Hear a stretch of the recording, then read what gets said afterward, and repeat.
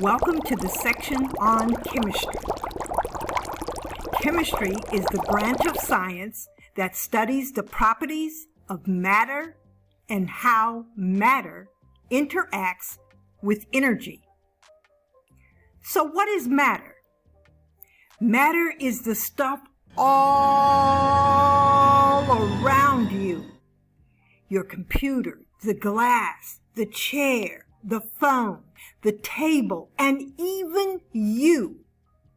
Everything that takes up space is matter. Chemistry is the study of matter and its properties. We'll talk about properties in a minute. Matter is made up of tiny building blocks called atoms. It takes millions and millions and millions of atoms to make up even the smallest object.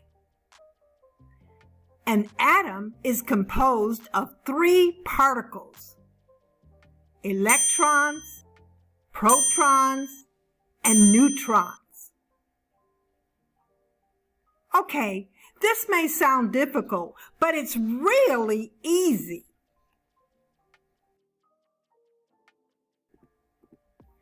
Matter is anything and everything that takes up space and has mass. It can be a living thing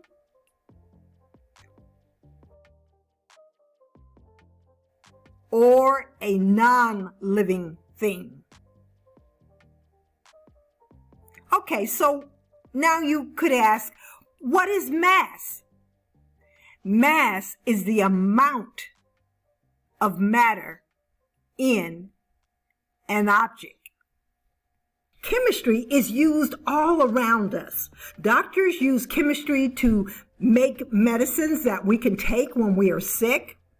Engineers use chemistry to make electronics like your TV, your cell phones, your computer.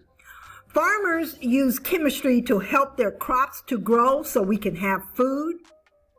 When you understand chemistry, you begin to understand the world you live in and how it works.